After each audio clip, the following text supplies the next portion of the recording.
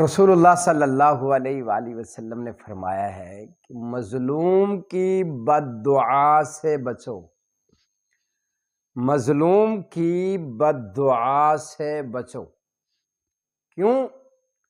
فرمایا جب مظلوم کے زبان سے بد دعا نکلتی ہے تو اللہ تبارک و تعالیٰ اس کی بد دعا، مظلوم کی بد دعا کو بادلوں سے اوپر اٹھا لیتے۔ اور میرے رب العالمین فرماتے ہیں، اللہ فرماتے ہیں مجھے میری عزت کی قسم، اللہ مجھے میری عزت کی قسم میں تیری مدد ضرور کروں گا۔ ہر کسی کی مظلوم کی بد دعا سے بچو، ہر مظلوم کی بد دعا سے بچو۔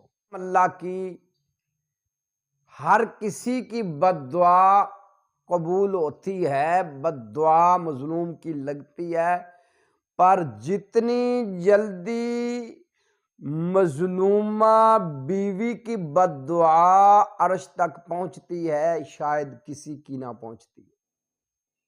سچی بات ہے، کھری بات ہے، کسی کو اچھی لگے نہ لگے، میں حق بات کہنے کا عادی ہوں اور کہتا رہتا ہوں اور کہہ رہا ہوں۔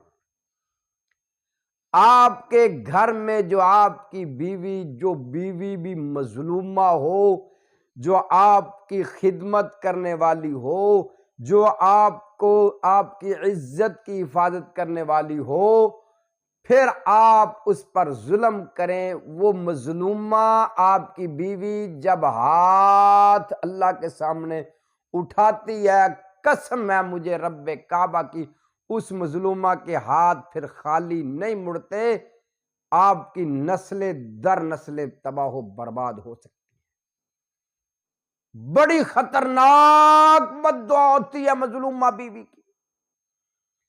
اس گنہگار خطا کار سیاہکار نے اپنی ان گنہگار آنکھوں سے دیکھا ہے، جو اپنے آپ کو ہیرو کہا کرتے تھے، ان کو وہ بیوی کو بیوی نہیں سمجھتے تھے، کوئی عزت نہیں دیتے تھے، پاؤں کا جوتا سمجھتے تھے، تکبر کیا کرتے تھے کہ بیوی کا کیا ہے، بیوی تو پاؤں کا جوتا ہے، پہن لو پہن لو، نہ پہنو نہ پہنو۔ قسم اللہ کی، جب ایسے لوگوں جو ہیرو اپنے آپ کو مانتے تھے، بیوی کی بد دعا مظلومہ کی لگی، دیکھا قسم اللہ کی وہ سڑکوں پر روتے ہوئے نظر آئے۔